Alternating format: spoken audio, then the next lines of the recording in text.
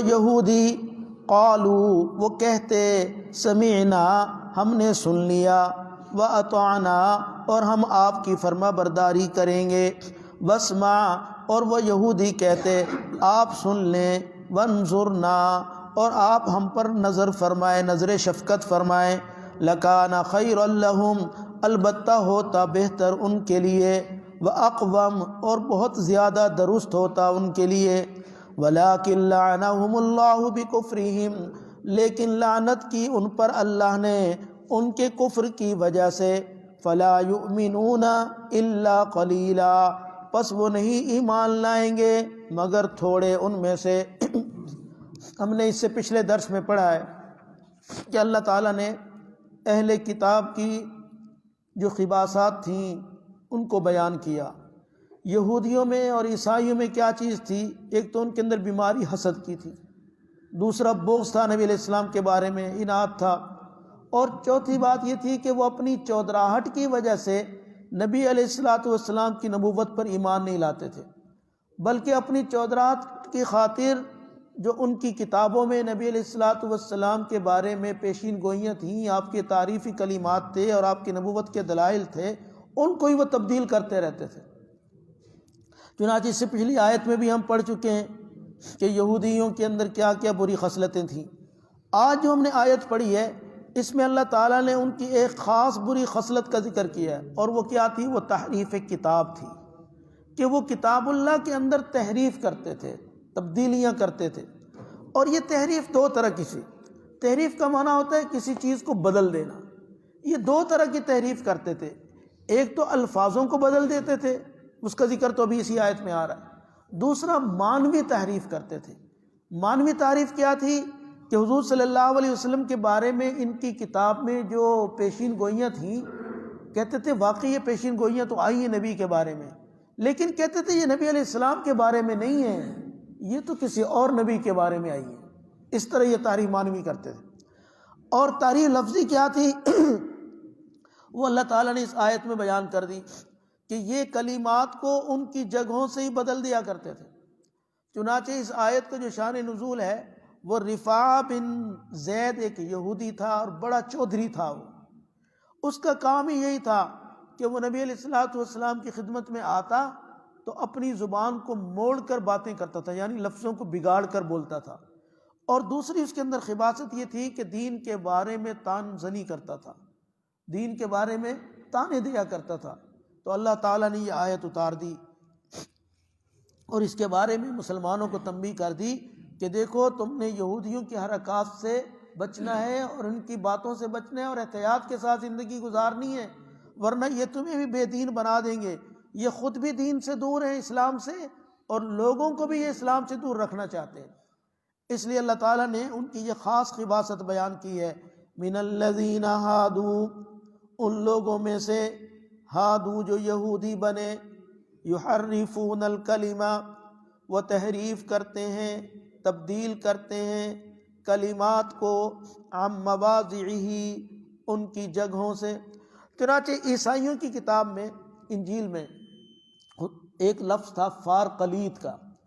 فارقلیط اور عربی کا احمد، اس کا معنی ایک ہی بنتا ہے، اور حضور صلی اللہ علیہ وسلم کا نام بھی احمد تھا۔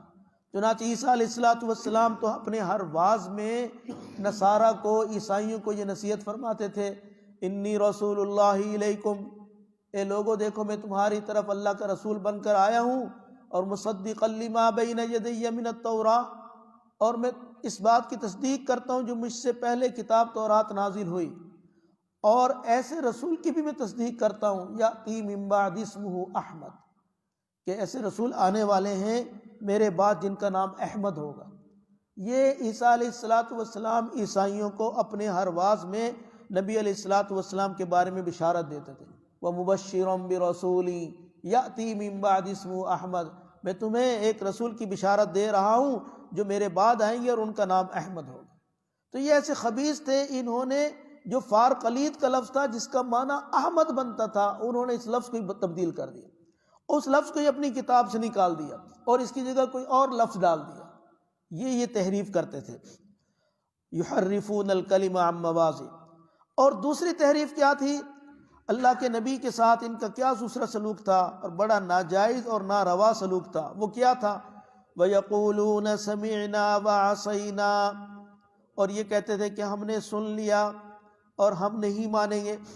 نبی علیہ الصلوۃ والسلام کی خدمت میں آپ کی مجلس میں آ کر بیٹھتے اور آپ کے ارشادات سنتے، فرمودات سنتے رہتے، اور سننے کے بعد کہتے سمعنا، ابھی ہم نے آپ کی بات کو سن لیا، اور دل میں کیا کہتے تھے؟ وعصینا، ہم مانیں گے نہیں.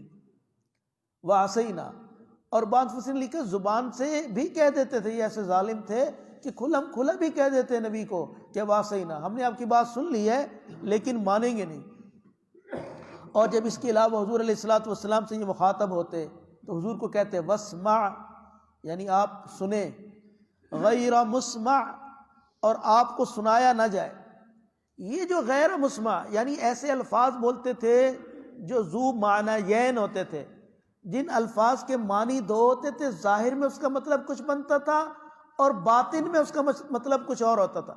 اب غیر مسمع کے دو معنی بنتے تھے، ایک اچھا معنی ہے، ایک برا معنی ہے. اچھا معنی کیا ہے؟ غیر مسمع، کہ آپ کے خلاف کوئی ایسی بات ہو تو آپ کو نہ سنیے، یعنی کوئی بری بات آپ کے کانوں میں نہ پڑے. ہم نے آپ ہماری بات تو سنیں، لیکن جو آپ کی مرضی کے خلاف بات ہو وہ آپ کو سنائی نہ دی جائے. یہ تو اچھا مطلب ہے کہ کوئی آپ کے بارے میں کوئی بات غلط کرے تو آپ کو سنے ہی نہ. اور دوسرا مطلب کیا تھا جو ان کے دل میں ہوتا تھا، برا مطلب، وہ یہ تھا غیر مسمع، کہ آپ کے کان سننے کے قابل ہی نہ رہے، معاذ اللہ بہرے ہو جائے. ایسے خبیث تھے کہ ظاہر میں معنی کچھ اور لیتے تھے اور باطن میں، دل میں ان کے معنی کچھ اور ہوتا تھا. اب یہ دو معنی والا لفظ تھا، اس کو ذو معنیین کہتے ہیں، کہ ایسا لفظ بولنا جس سے دو معنی جس سے ظاہر ہوں، ایک ظاہر کا معنی ہو اور ایک باطن کا معنی ہو. تو یہ غیر مسمع کا لفظ بول کر نبی علیہ الصلوۃ والسلام کی توہین کرتے تھے کہ آپ اس قابل ہو جائیں کہ آپ کو کسی کی بات سنے ہی نہ، یعنی آپ کے کان بہرے ہو جائیں معاذ اللہ. اور ظاہر میں مطلب کیا تھا کہ آپ اپنی مرضی کے خلاف کوئی بات نہ سن سکے. اس طرح یہ لفظ کہتے تھے.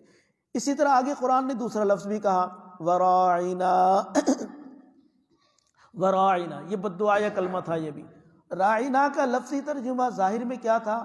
صحابہ نبی علیہ السلام کی خدمت میں آتے تھے، کہتے تھے اللہ کے نبی سے، اللہ کے نبی آپ ہماری رعایت کریں، کیونکہ ہمارے اندر شہری لوگ بھی ہوتے ہیں، دیہاتی لوگ بھی ہوتے ہیں، پڑھے لکھے بھی ہوتے ہیں، ان پڑھ بھی ہوتے ہیں، لہذا آپ ایسی گفتگو کریں جو ہم سب کو سمجھ آ جائے.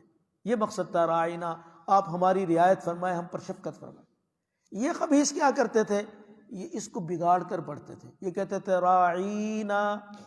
راعینا، راعی کا معنی عربی میں دو معنی ہے. راعی کا معنی احمق بھی ہے، بے وقوف، اور راعی کا معنی چرواہا بھی ہے. تو یہ یہودی ایسے خبیث تھے، یہ اس لفظ کو بگاڑ کر بولتے تھے اور معاذ اللہ نبی علیہ الصلوۃ والسلام کو احمق کہتے تھے، یا کہتے تھے آپ ہمارے چرواہے ہیں. اس لیے ہم نے پہلے پارے میں پڑھا ہے، اللہ تعالیٰ نے ایمان والوں کو منع فرمایا، یا ایھا الذین آمنوا، اے ایمان والو، لا تقولوا راعنا، تم اپنے نبی کو یہ نہ کہا کرو راعنا، بلکہ کیا کہا کرو؟ وانظرنا، اے اللہ کے نبی ہم پر نظر کرم فرمائیں، ہم پر نظر شفقت فرمائیں، ہم پر نظر رحمت فرمائیں، یہ کہا کرو. تو یہاں بھی اللہ تعالیٰ نے ان کی یہی خباثت بیان کی ہے، وراعنا، اور یہ کہتے ہیں راعنا لیم بِأَلْسِنَتِهِمْ، اپنی زبانوں کو موڑتے ہوئے، اپنی زبان کو دباتے ہوئے یہ الفاظ کہتے تھے. تو راعی کا معنی تھا رعایت، اور یہ راعنا کو راعن سے رہتے تھے جس کا معنی احمق تھا اور چرواہا تھا. اس طرح یہ اپنی خباثت کا اظہار کرتے تھے اور ذو معنی یہ لفظ بولتے تھے کہ راعنا کا معنی رعایت بھی ہے اور راعنا کا معنی چرواہا بھی ہے. یہ ان کی عام عادت تھی. چنانچہ حضور صلی اللہ علیہ وسلم کی خدمت میں جب یہودی آتے تھے، ان کا سلام کا انداز بھی دیکھیں. حضور صلی اللہ علیہ وسلم کی خدمت میں جب یہودی آتے تو السلام علیکم نہیں کہتے تھے، لام کھا جاتے تھے، کہتے السلام علیکم. اس کا معنی کیا تھا؟ آپ پر ہلاکت ہو. سام کہتے ہیں موت کو، اور سلام کا معنی سلامتی ہوتا ہے. تو یہ کہتے ہیں السلام علیکم.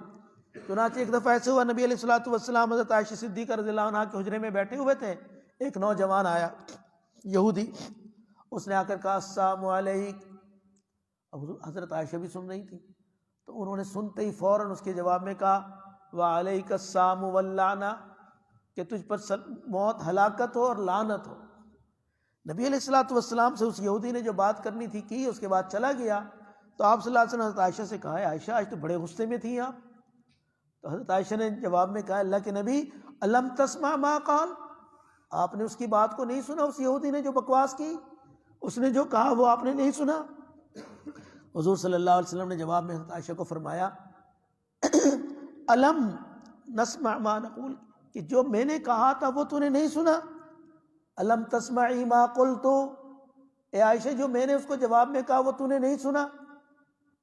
آپ نے کیا کہا تھا؟ جب اس نے کہا نا السلام علیک، تو آپ صلی اللہ علیہ وسلم نے جواب میں اتنا کہا وعلیک، یعنی جو تو بد دعا مجھے دے رہا ہے یہ تجھ پر پڑے، بس وعلیک کہا. اور حضرت عائشہ نے جواب میں کیا کہا تھا؟ وعلیک السلام واللعنہ، کہ تجھ پر ہلاکت بھی ہو اور تجھ پر لعنت بھی پڑے.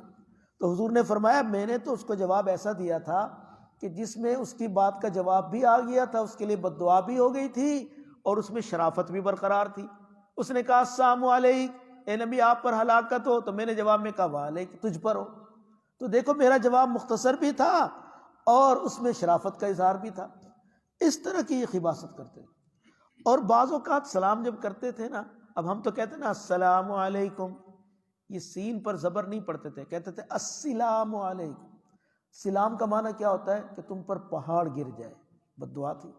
ایسے خبیث لوگ تھے، اس طرح الفاظ کو بگاڑتے تھے. قرآن یہی بات کہہ رہا ہے لیم بِأَلْسِنَتِهِمْ، یہ اپنی زبان کو بگاڑتے تھے، موڑتے تھے اور اس طرح حضور صلی اللہ علیہ وسلم کے بارے میں یہ باتیں کرتے تھے. اور قرآن نے ہمیں صاف منع کر دیا کہ تم راعنا نہ کہو، تم انظرنا کہو. حضرت ولو آگے کیا کہا وَطَعْنًا فِي الدِّينِ، اور یہ یہودی کیا کرتے ہیں؟ یہ دین میں طعنہ دیتے ہیں. دین میں طعنہ کیا ہے؟ اسلام کے جو احکامات تھے ان پر یہ نکتہ چینی کرتے تھے. جیسے ہم نے پیچھے محرمات نکاح کے بارے میں پڑھا ہے کہ بھتیجی سے نکاح کرنا حرام ہے، لیکن پھوپھی کی بیٹی ہو اس سے نکاح کرنا حلال ہے. تو یہ کہتے تھے یہ کیسا دین ہے کہ پھوپھی کی بیٹی سے تو نکاح جائز قرار دیتا ہے اور بھتیجی سے نکاح حرام قرار دیتا ہے. اس طریقے کی یہ باتیں کرتے تھے دین کے معاملے میں. اسی طرح ہم نے ابھی تیمم کا مسئلہ پیچھے پڑھا ہے. تو جب تیمم کا مسئلہ آیا تو انہوں نے کہا دیکھو مسلمانوں نے نیا پاک ہونے کا طریقہ نکال لیا. پانی سے پاک ہوتے ہیں، یہ کہتے پانی نہ ملے تو مٹی سے بھی تیمم کر کے پاک ہو سکتا ہے بندہ. حالانکہ مٹی تو پاؤں کے نیچے روندی جاتی ہے، اس سے پاک ہوتا ہے بندہ یا ناپاک ہوتا ہے. اس طریقے سے یہ دین کے اندر طعنے دیتے تھے. اللہ تعالیٰ نے اس لیے تو کہا قاتلوا ائمۃ الکفر، یہ جو کفر کے بڑے بڑے امام ہیں نا سرغنے، ان کو قتل کر دو، ان کے ساتھ جہاد کرو. کیوں؟ طعنوا فی الدین، اس لیے کہ یہ تمہارے دین میں طعنے دیتے ہیں، تمہارے دین کے بارے میں یہ نکتہ چینی کرتے رہتے ہیں، لہذا تم ان کو قتل کر دو. اور آج کے یہود و نصارہ کا بھی یہی حال ہے. آج کے جتنے بھی ائمہ کفر ہیں، کافروں کے بڑے سرغنے ہیں، یہود ہیں، ہنود ہیں، مشرکین ہیں، عیسائی ہیں، اہل کتاب ہیں، یورپی جتنی بھی مشنریاں ہیں، آج سب کے سب ان کا کام ہی یہی ہے کہ وہ دین حق کے بارے میں عیب جوئی کرتے ہیں.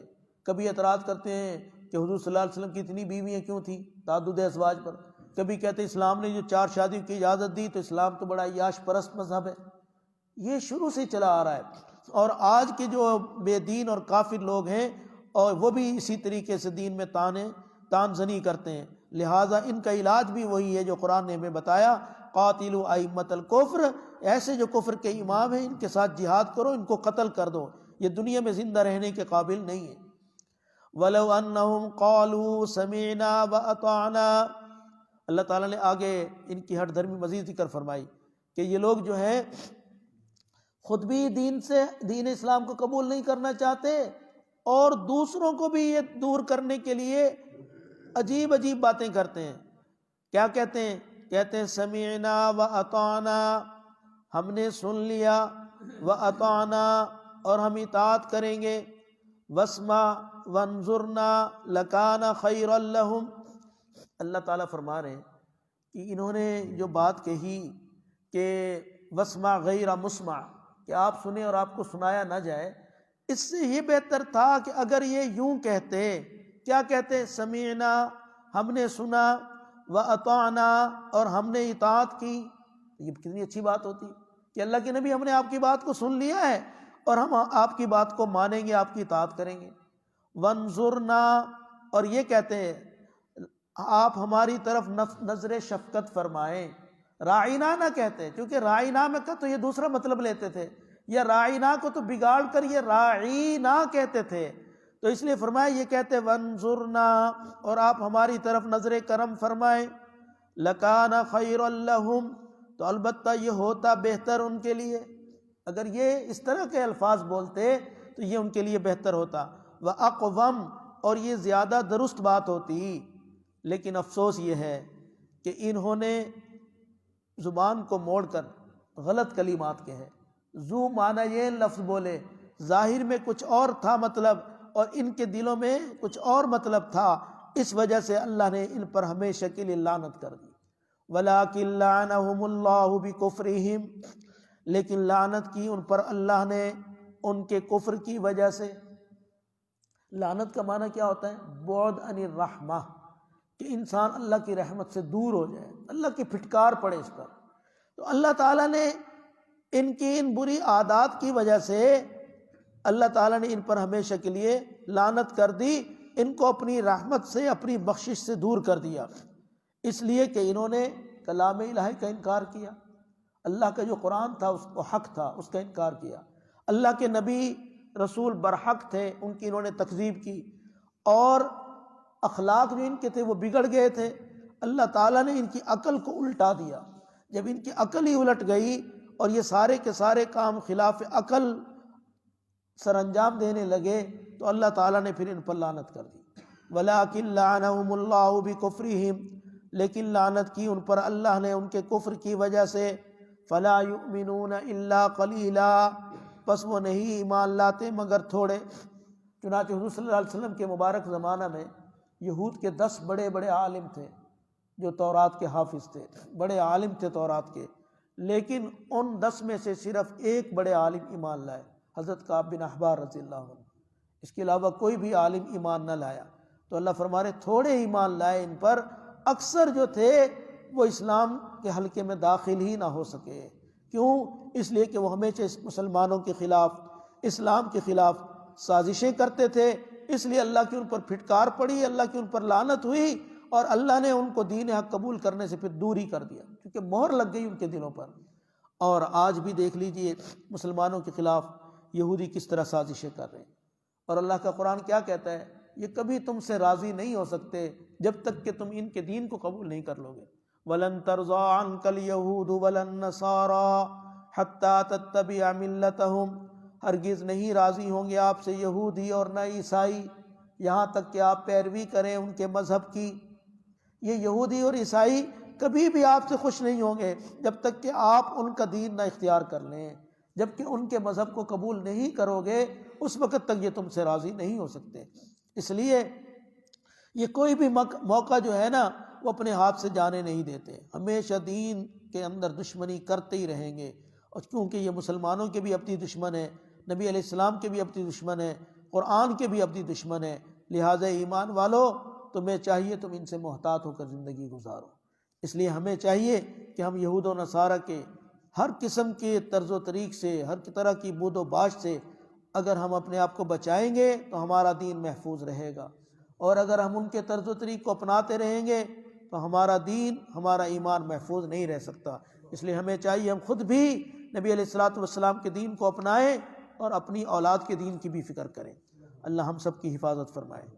من الذین ہادوا، ان لوگوں میں سے جو یہودی ہوئے، یحرفون الکلمہ، وہ تحریف کرتے ہیں، تبدیل کرتے ہیں کلمات کو، عن مواضعہ، ان کی جگہوں سے، ویقولون، اور وہ یہودی کہتے ہیں، سمعنا، ہم نے سن لیا، وعصینا، اور ہم نافرمانی کریں گے، واسمع، اور آپ سنیں، غیر مسمع، اور آپ کو سنایا نہ جائے، وراعنا، اور وہ یہودی کہتے ہیں راعنا، لیم بألسنتہم، اپنی زبانوں کو دبا کر، وطعنا فی الدین، اور وہ دین میں عیب نکالتے ہیں. ولو انہم، اور اگر بے شک وہ یہودی، قالو، وہ یوں کہتے، سمعنا، ہم نے سن لیا، واطعنا، اور ہم اطاعت کریں گے، اور وہ یوں کہتے واسمع، اور آپ سنیں، وانظرنا، اور ہم پر نظر شفقت فرمائیں، لکان خیر لہم، البتہ یہ ہوتا بہتر ان کے لیے، وَأَقْوَمْ، اور یہ بہت زیادہ درست بات ہوتی، وَلَٰكِن لَعَنَهُمُ اللَّهُ بِكُفْرِهِمْ، لیکن لعنت کی ان پر اللہ نے ان کے کفر کی وجہ سے، فَلَا يُؤْمِنُونَ إِلَّا قَلِيلًا، پس وہ نہیں ایمان لائیں گے مگر تھوڑے۔ صدق اللہ۔ الحمدللہ رب العالمین، اللہم انت السلام ومنک السلام، تبارکت ربنا وتعالیت یا ذا الجلال والاکرام۔ اے اللہ ہم سب کے حال پر رحم فرما، ہمارے درس قرآن کو اپنی بارگاہ میں شرف قبولیت عطا فرما۔ اللہ جتنے بھی حاضرین محفل ہیں ان سب کی مشکلات کو حل فرما، ان کی پریشانیوں کو ختم فرما، ان کے غموں کو دور فرما، جو بھی ان کے دل میں جائز نیک تمنائیں ہیں، نیک حاجات ہیں، اپنی رحمت سے پورا فرما۔ اللہ پوری امت مسلمہ کے حال پر رحم فرما، امت مسلمہ کو عزت رفتہ عطا فرما۔